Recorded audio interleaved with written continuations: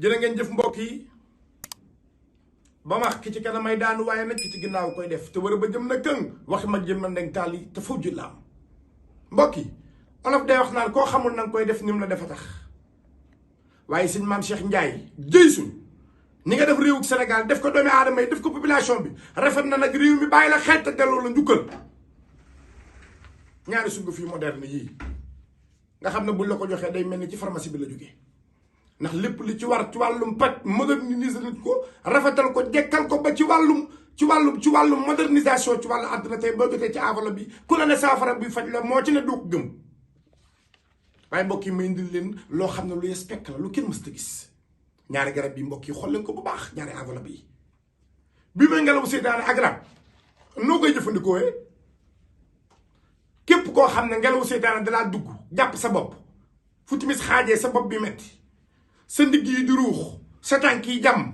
foo laal ci yaram bi muy metti ba nga naan dañ maa sëf ak dañ maa li dañ maa laa fekk ngelawug seytaane la jëlal ma ngelawug seytaane bi mooy enveloppe bi ñetti guddi laa la may ñett guddik altine guddik talaata guddik àllarba wala déedéet guddi yooyu rëcc na la guddik alxames guddik àjjuma guddik gaawo nga tàggoog moom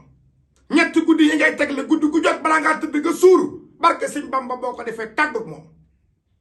moo gaaw ci rab moo aay ci seytaane enveloppe baa ngi nii mbokk yi sëñ maam Cheikh Ndiaye jiisu na koy joxe numéro baa ngi noonu ci suuf danañ ko affiché léegi ngeen teg ci seen bët waaye mbokk yi li sonal doomi aadama yi gannaaw rab ak seytaane réew mi ñu nekk làmb ji bind mbëri yooyu tul ku fi bëgg a tekki di nga léew tooba tas ñu jàpp nit ñi liggéey jàpp nit ñi cato ngawte doomi aadama yi ba ko waroon a am fukk mënatoo am benn sungu siège ci gaaw bii baal bay waga sangu rek def ci siwo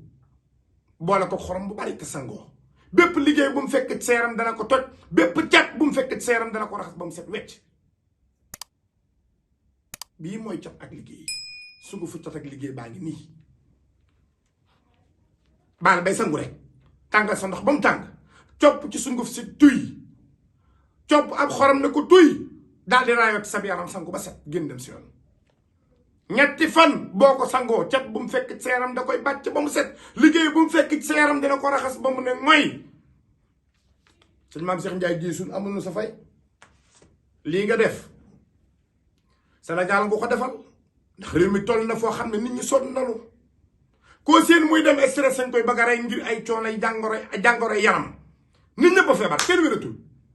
moo tax maytu nañ di xuloo ak di xeex ndax koo dóor mu dee ndax nit ñu wéradi nga dimbali population bi dimbali sénégalais yi ñëw indil leen lii nga leen indil ku seytaane jàpp dem rab noo xóor bët bu bon làmmiñ bon ak pexe noonu boo suuroo jug dox say soxla ku nu catu baa ñu liggéey la bëgg a yàq sa àdduna boo sangoo sa aajo faju jëy suñ yéex ngaa ñëw ci réew mi yàlla si jàmm yàgg asalaamaaleykum wa rahmatullah wa barakatuh chaîne YouTube Asrar.